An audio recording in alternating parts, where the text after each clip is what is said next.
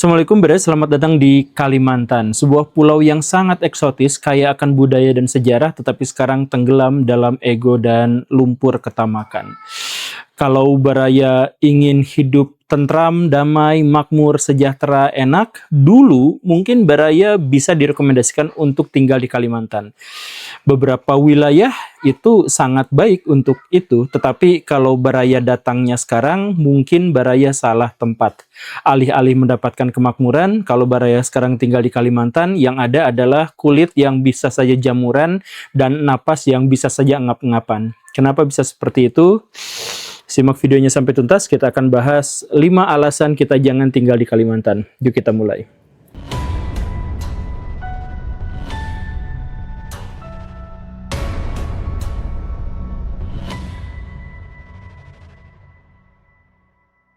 Salah satu alasan kenapa kita harus mempertimbangkan kalau kita mau tinggal di Kalimantan itu adalah karena di sana itu banyak sekali pejabat-pejabat dan penguasa-penguasa yang tidak baik. Dikuasainya birokrat oleh para oligarki, para dinasti, dan mungkin saja oleh para mafia. Banyak sekali mafia-mafia di sana. Saya tidak akan menyebut mafianya seperti apa, tetapi ada dinasti yang cukup terkemuka akhir-akhir ini di Kalimantan. Kita sebut misalkan namanya adalah Pak Rudi Masud. Nah, Pak Rudi Masud itu adalah gubernur Kalimantan Timur. Dan lihat Baraya, apa saja istrinya adalah anggota DPR RI. Kemudian kakaknya itu Hasanuddin Masud itu anggota DPRD Kalimantan Timur. Kemudian kakaknya yang lain lagi namanya Pak Rahmat Masud, beliau adalah wali kota Balikpapan. Kemudian kakaknya yang lain lagi itu Sariahah Masud itu adalah anggota DPRD. Kemudian adiknya Abdul Ghafur Masud itu adalah Bupati Penajam Pasir Utara. Kemudian keponakannya itu adalah ketua Kadin. Nah, jadi dari satu pejabat aja kita menemukan bahwa beliau itu punya keluarga yang sangat banyak, dan dari keluarga-keluarga itu jadi pejabat semua. Ini bisa diindikasikan sebagai politik dinasti. Bisa kita bayangkan betapa bangganya sang ayah ketika menemukan anak-anaknya jadi pejabat semua. Ya walaupun ada beberapa di antaranya yang kena kasus korupsi dan ditangkap KPK gitu, ada. Tetapi ya setidaknya ya sisanya itu adalah orang-orang yang sangat-sangat berpengaruh di Kalimantan. Nah, Baraya kenal kan Pak Rudi Masud, ya itu yang kemarin itu ingin punya mobil dinas yang harganya 8 kali lipat lebih mahal daripada harga mobil dinas Pak Prabowo Subianto. Nah, bukan hanya itu, ketika beliau kemarin itu digeruduk oleh netizen karena gara perkara itu, perkara mobil dinas, sekarang beliau juga nampaknya diciduk lagi sama masyarakat, sama netizen, karena berupaya untuk merenovasi rumah dinasnya seharga 25 miliar rupiah. Renovasinya ya, renovasinya, bukan bikin, bukan beli, tapi renovasi rumahnya dan rumah wakilnya dan seterusnya, itu 25 miliar rupiah. Nah, ini coba kita bayangkan kalau misal kita adalah warga Kalimantan, kemudian menemukan bahwa nasib kita kurang baik-baik saja, kemudian penegakan hukum juga di sini malah sangat letoy, kemudian infrastruktur juga banyak yang tidak baik, tetapi kita ternyata dipimpin oleh seorang yang menjadi anggota dari dinasti besar kekuasaan. Nah, saya ambil contoh beliau itu karena kalau Baraya tinggal di Kalimantan ya kurang lebih seperti itulah. Demokrasi itu tidak ada, karena siapapun yang akan memilih nanti dalam pilkada, mereka akan disodorkan calon-calon yang sebenarnya itu-itu saja, berasal dari keluarga yang itu-itu saja, berasal dari dinasti dan oligarki yang itu-itu saja, bahkan satu grup, satu geng gitu. Nah, jadi kalau Baraya orang Kalimantan kemudian menghadapkan demokrasi, mau nyoblos lah calonnya dari sana semua gitu. Kalau kita yang mau yang mencalonkan diri itu sulitnya luar biasa Baraya, karena harus mendapatkan izin dari beberapa orang besar yang ada di sana gitu. Nah, itu hal pertama yang membuat tinggal di Kalimantan itu mungkin tidak terlalu direkomendasikan. Tapi kan itu politik dinasti gak apa-apa selama mereka profesional. Ya itu masalahnya Baraya. Ini poin yang keduanya ya. Poin yang keduanya itu adalah karena politik dinasti di sana begitu kuatnya, maka sebenarnya korupsi dan kolusi di sana juga sangat-sangat tinggi. Gak usah pejabat-pejabat yang tinggi lah harus kita sebut. Baraya tinggal di salah satu desa di Kalimantan gitu. Kemudian ada pemilihan kepala desa. Baraya akan melihat, menjadi saksi bahwa kepala desa itu berapa sejak diangkat jadi kepala desa dia langsung kaya raya, mobilnya langsung beri baru, rumahnya langsung renovasi, kadang-kadang istrinya juga nambah baru, begitu seterusnya. Nah, itu tuh baru ada di level desa. Dan ketika Baraya mencoba untuk memviralkan misalkan atau untuk mencoba melaporkan, itu nggak bisa. Kalau Baraya tinggal di Jawa, ada Baraya menemukan satu kejanggalan, korupsi lah, katakanlah seperti itu. Atau dugaan korupsi, nah jatuh kan, dugaan korupsi. Baraya lapor ke polisi.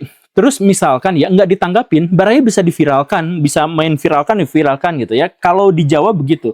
Tapi kalau Baraya tinggal di Kalimantan, ada pejabat daerah, ada warga kepala desa misalkan yang terindikasi korupsi. Dilaporkan ke polisi nggak akan diapa-apain. Dan kalau Baraya coba viralkan, alih-alih viral, Baraya yang didatengin. Ini serius, Baraya yang didatengin, kemudian dikasih sejumput ancaman, dikasih sejumput peringatan dan sebagainya, dan disuruh klarifikasi atau menghapus video dan sebagainya. Itu tuh banyak sekali. Semakin tinggi jabatannya, semakin berbahaya dia kalau diviralkan atau dilaporkan. Baraya tentu saja mengingat seorang aktivis, seorang wartawan yang namanya Abi Kusno. Nah, Abi Kusno itu sampai, saya mohon maaf ya, coba dimutilasi hidup-hidup Baraya, itu sampai kulit kepalanya itu terkelupas. Gara-gara apa? Gara-gara beliau menceritakan, membongkar skandal yang terjadi di Tanjung Putin, Kalimantan. Di mana itu yang sebenarnya adalah daerah konservasi, itu banyak penebangan yang ada di sana. Pelakunya itu orang besar, yang sekarang masuk deretan 9 haji itu. Nah, apa yang terjadi? Ya beliaunya itu langsung, ya begitulah, dan akhirnya meninggal dunia gitu karena alasan-alasan yang misterius gitu. Nah, tapi itulah yang terjadi kurang lebih kalau misalkan Baraya mencoba memviralkan sesuatu yang buruk yang terjadi di Kalimantan gitu.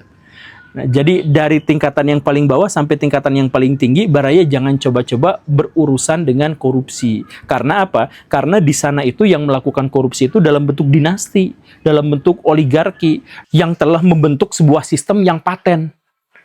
Ya, tapi itu mungkin hanya kasuistis ya. Ya, Baraya silakan cek aja ke sana, atau Baraya langsung datang ke Kalimantan, atau Baraya bertanya sama orang-orang yang ada di Kalimantan. Kalau saya sih sudah beberapa kali mengatakan ini, bertanya dengan ini, dan mereka semua mengkonfirmasi apa yang saya sampaikan gitu. Itu masalah kedua yang ada di Kalimantan. Kemudian masalah yang ketiga itu apa? Masalah yang ketiga yang ada di Kalimantan itu adalah iklim di sana tuh ekstrim, Baraya. Maksudnya adalah kalau saya datang ke sana di musim hujan, itu banjir. Banjirnya juga banjir yang ngeri. Karena banjirnya itu bukan hanya sekedar air, tapi airnya tuh bawa endapan-endapan yang tidak dikenal. Bawa lumpur-lumpur yang tidak diketahui. Warnanya juga beda-beda. Dan kadang-kadang kalau banjirnya udah raat gitu, suka di kulit tuh ada yang nempel gitu. Ya, hal-hal yang semacam itulah. Baraya tanya sama orang Kalimantan, itu kalau kita datang di musim penghujan. Kalau Baraya datang di musim kemarau, itu aduh, panasnya luar biasa Baraya. 35 mah dingin di sana mah, panasnya luar biasa. Terus semak-semak hutan di sana entah bagaimana mudah sekali terbakar. Dan setiap musim kemarau itu pasti banyak asap-asap yang bertebaran di mana-mana. Karena apa ya? Karena banyak yang kebakaran. Saya jadi khawatir kalau El Nino Godzilla terjadi di situ, aduh bisa kebakarannya tuh ngeri gitu. Jadi Kalimantan itu sama seperti kita hidup di Merkurius gitu. Kalau lagi panas, kepanasan banget, kalau lagi hujan, kebanjiran banget.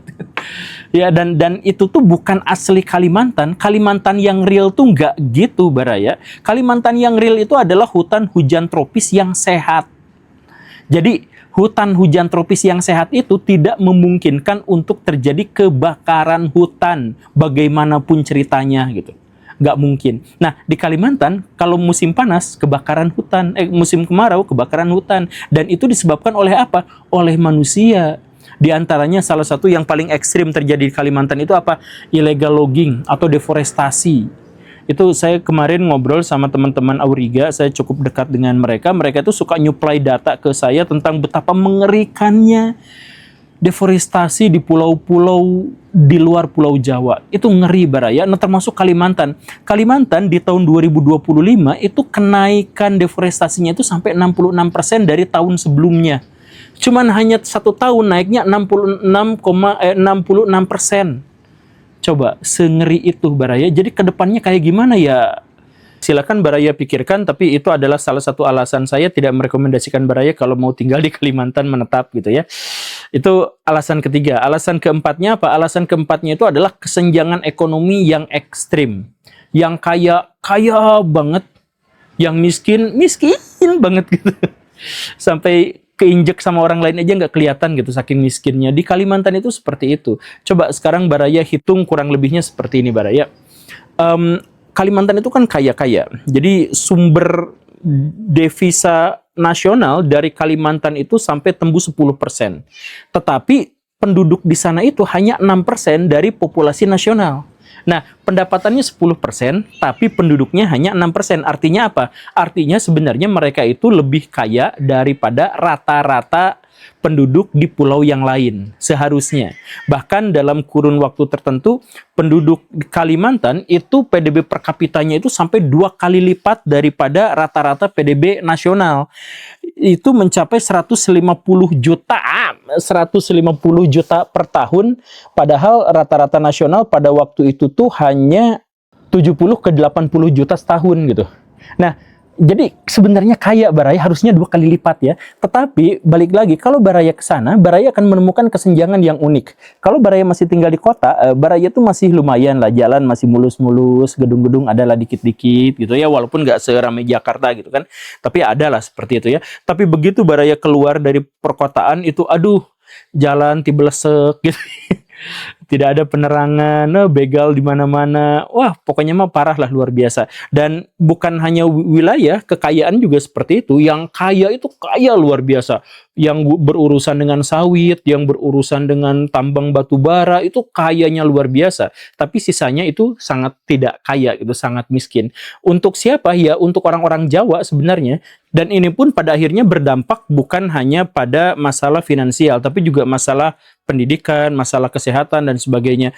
Saya ketika datang ke Kalimantan, saya tuh nanya sama mahasiswa-mahasiswa di sana, kok ngundang saya datang ke Kalimantan? Kenapa nggak ada orang-orang di Kalimantan saja yang bisa jadi pembicara, yang jadi level nasional, dan sebagainya? Kenapa nggak seperti itu? Kemudian mahasiswa-mahasiswa itu mengatakan bahwa mustahil bagi kita itu untuk maju, untuk sukses, kalau nggak keluar dari Kalimantan.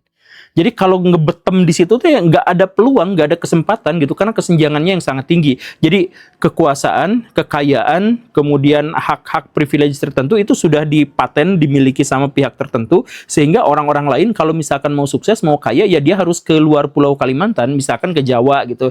Nah, kalau sudah di Jawa, dia bisa misalkan jadi lebih baik lagi, lebih besar lagi. Kan banyak juga tokoh-tokoh dari Kalimantan yang sudah jadi besar, tapi besarnya itu bukan di Kalimantan, harus datang ke Pulau Jawa gitu. Ya seperti itu kurang lebihnya, sengeri itu. Jadi Kalimantan sendiri tidak memberikan kesempatan kepada warganya untuk menjadi lebih sukses. Padahal, nah ini ironinya, ini berhubungan dengan nomor 5. Padahal sebenarnya orang Jawa bisa sukses, bisa maju, bisa enak, bisa nyaman itu ya gara-gara Kalimantan gitu. Jadi maksudnya simple saja lah, simple. Orang Jawa itu bisa makmur, bisa sukses kan gara-gara listrik.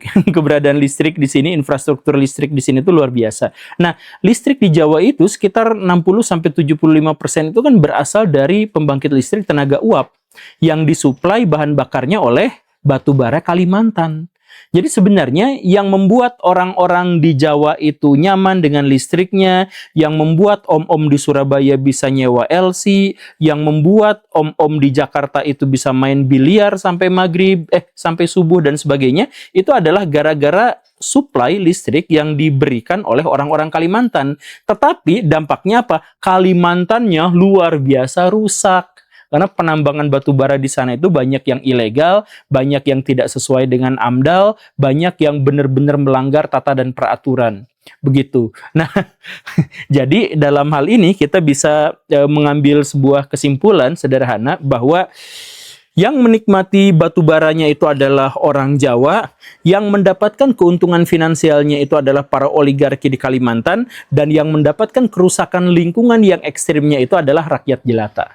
Jadi alhamdulillah semua kebagian gitu ya, semua sama rata. Cuman beda dikit pada kebagian apanya gitu. Ya begitu. Nah, ini juga sebenarnya ya poin kelima inilah yang pada akhirnya juga membuat kita tuh harus bertanya-tanya. Apa di pulau-pulau lain juga skema kerjasamanya adalah seperti ini gitu. Jadi keuntungannya diserahkan kepada Jawa, kemudian kekayaannya diberikan kepada oligarki di pulau-pulau itu, tapi penderitaan dan kerusakan lingkungannya ditanggung sama masyarakat setempat gitu. Apakah memang seperti itu gitu. Dan Ini pula lah ya sebenarnya yang membuat orang Kalimantan itu secara ekonomi menjadi sangat rentan. Karena apa? Karena pendapatan mereka itu kebanyakan memang didapatkan dari menyuplai sesuatu ke Jawa. Karena sumbernya itu hanya satu, jadi banyak daerah-daerah di Indonesia yang sumber pendapatan utamanya itu satu gitu kan, kayak Bali gitu. Itu kan sebenarnya rentan.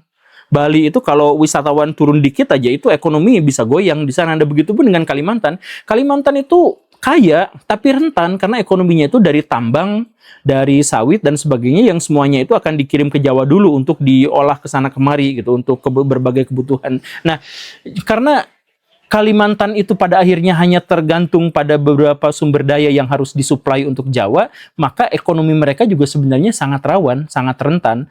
Batu bara turun aja harganya sekian gitu.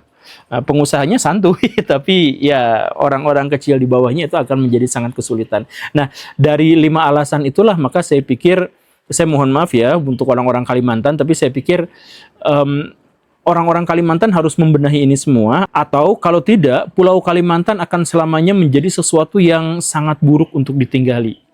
Jangan sampai pulau sebesar itu, pulau semegah itu, pulau dengan sumber daya yang sekaya itu, justru malah tidak direkomendasikan gara-gara terlalu banyak ketamakan, terlalu banyak ego, dan terlalu banyak kejahatan. Terima kasih karena sudah menyimak. Saya Guru Gembul dan kucing yang suka mengganggu.